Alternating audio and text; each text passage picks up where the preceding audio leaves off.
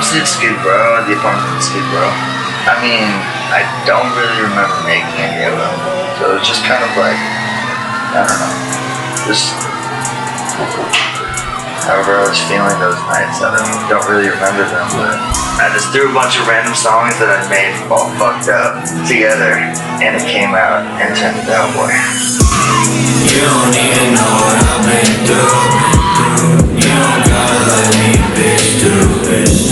Going on the phone like I miss you. Love you by the way that I kiss you.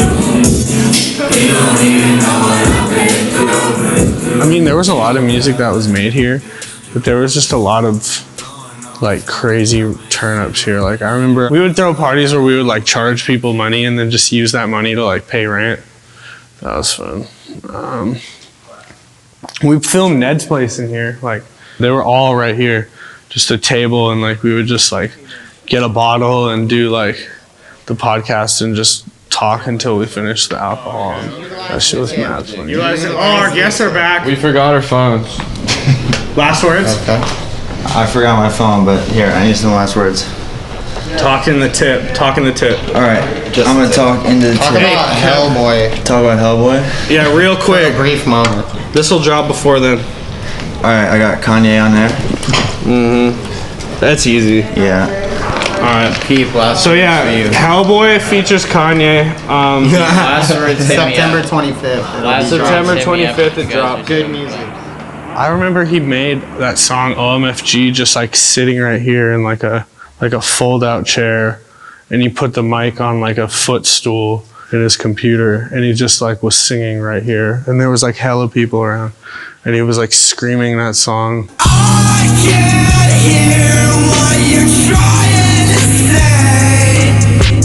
My light shining on the side of your face. Bro, when he was recording Hellboy, that shit was so like hella inspiring, because he recorded some of it at the loft, and he'd be like, all right, shh. And he would just scream his lungs out in front of everyone. And I couldn't do that shit. It's just like, ah! Like fucking up and all. Like, I was like, damn, that's hard. Why the fuck is everybody the same? Fuck my life, tell that bitch I'm insane. He didn't like half-ass it. He would like literally scream into the mic as loud as he possibly could, and just not caring what anyone else in the room thought. There's like sweat pouring down your face and you're like screaming, like, you know, your voice is cracking and stuff. Like I feel like that exemplifies like how his music was driven by passion.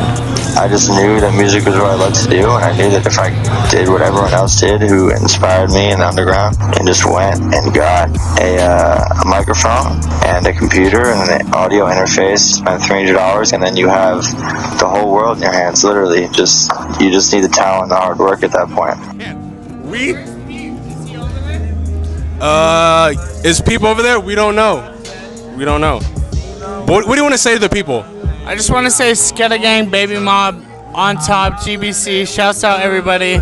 Shout out my boy Diz. Shout out everybody. Shout out Home Movies. Love you all. Very positive. Shout out Smoke Stack. Hey, if you see PEEP, tell me come on. But like the loft basically was just, it was this non-stop music thing. Like I remember I actually made the beat for Cobain for PEEP. And the beat, I exported it as I feel like shit and I'm laying next to PEEP's mattress. How did you feel tonight? Man, I felt pretty good, bro. I was high as shit. You feel me? It almost seems fake now that I think about it. It was just like it was like anarchy. It's like any total chaos. Like anything goes.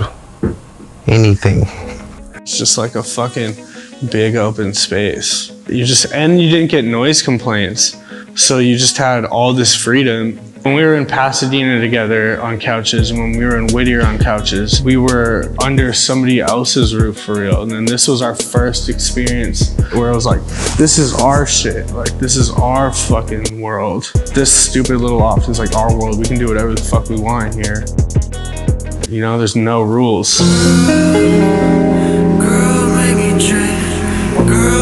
So the first time that I remember me and PEEP recording together was was the song Girls, and that was when we were all living in the lofts. I remember everyone getting super annoyed because he liked to layer his vocals a lot, so we would be doing like 10 layers of the same thing over and over again, and people were just like, everyone's just like, shut the fuck up. It's like 6 a.m. Like, what are you guys doing? I kind of like felt shy to do shit in front of other people, but he kind of just had this comforting, like, encouraging vibe.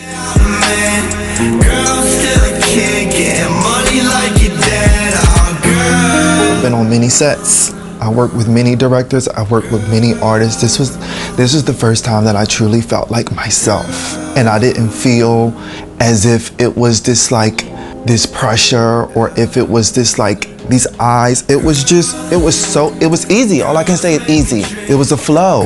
When you're used to being different, you're just so used to always feeling like attack, and everyone is like looking, everyone is nicking, everyone is picking, and just to know that this time it was looking for the right reason.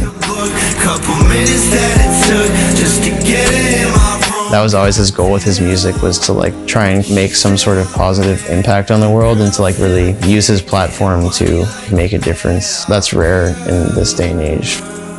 That was the point of that video, was to break gender roles and just spread positivity and let everybody know that, we're all people. I just started to like making music with him more than anybody at that moment. So I would just try to make shit that like I knew he would be able to get on, like OMFG or like Drive By with Xavier Wolf. I would just have him in mind. That was the thing about PEEP. See, a lot of times when I do songs with people, I figure out ways to like outshine them technically. You know what I'm saying? Like, but PEEP, when he gets on a song, he will be the star of that song, anybody's song, you don't fuck who it is. And you could do 3 verses around him if you wanted to. His shit's still gonna bang harder. Like, his shit you gonna remember his shit. And I love that shit.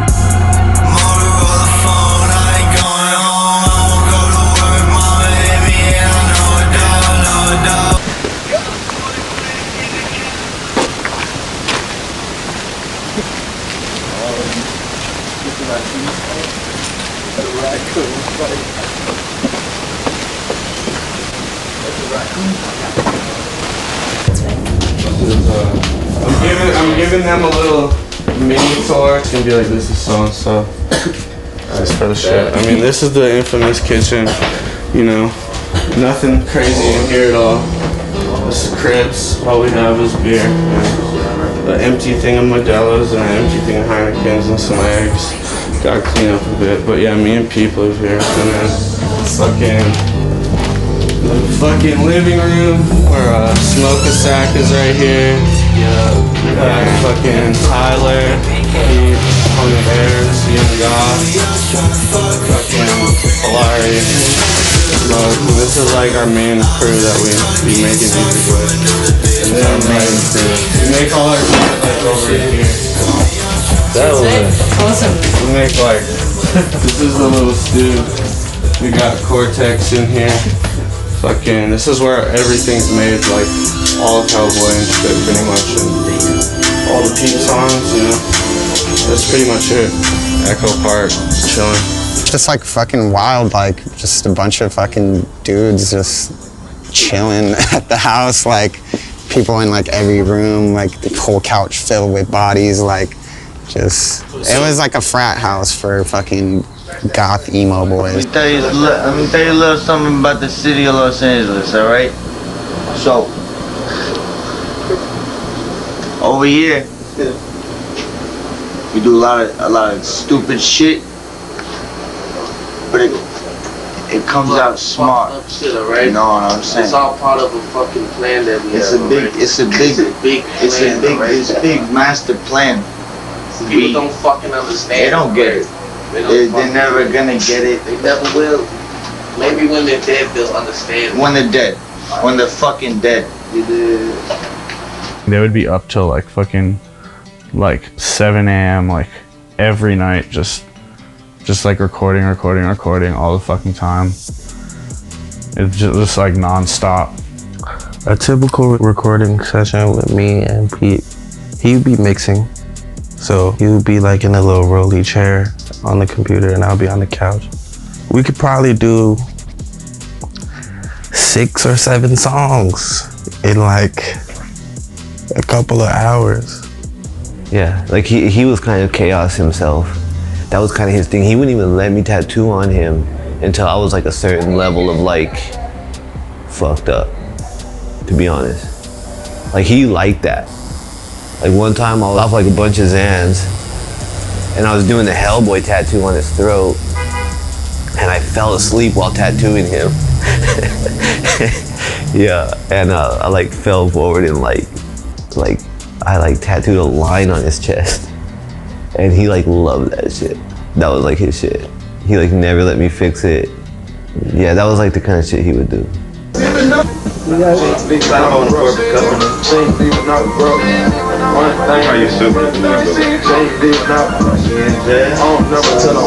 What's good with the album?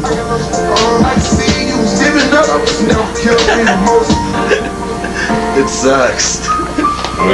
Don't listen to that shit. The Hellboy sample, really for me, just that sample alone, when I hear that guitar, it just weirdly just reminded me of PEEP, just the guitar itself. Listen to this beat I made, bro.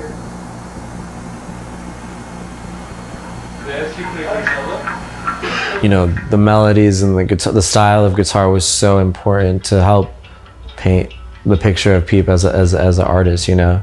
Once we made the beat, he wrote to it for like probably 15 minutes. And then that was Hellboy. All of the songs from Hellboy that we did were all like, we all like liked the old bands and shit. And then we'd like mutually like go back and like, yo, this would be a sick sample. And then we just sample it and that was that. Baby, I don't wanna do that. Your fucking like dirty sprite. She like, how the fuck you do that? Well, I think it's such a quick process because none of it's forced. And like I said, I wait, like I'll spend so much time like not working that I feel like that's why I don't get writer's block, because I'm not writing all day like a lot of people do. I just fell in love with a bad bitch. Told me that she loved me too, baby. I'm not having it. It's just cocaine, cause I did. I'm like kind of doing the opposite and just like having fun, not having fun, and building up, you know, I don't even know it, but I'm subconsciously like building up content. That's what I'm saying. All that shit was like so natural. It was all done by kids. Like we were just doing it. Like no help. We didn't need anyone else.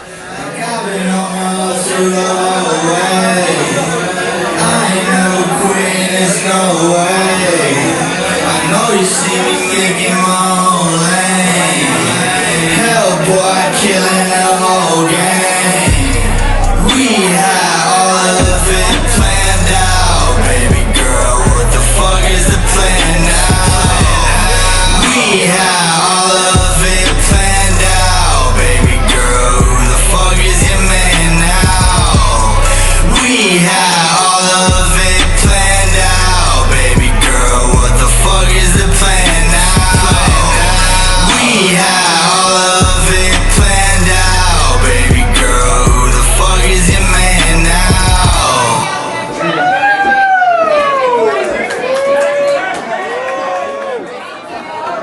There's a lot of shit that I make that's like just weird, like eerie. I would describe it. Like a lot of it's sad, yeah, but a lot of it's like this weird, like kind of music that you kind of want to like turn up to, and cartoons.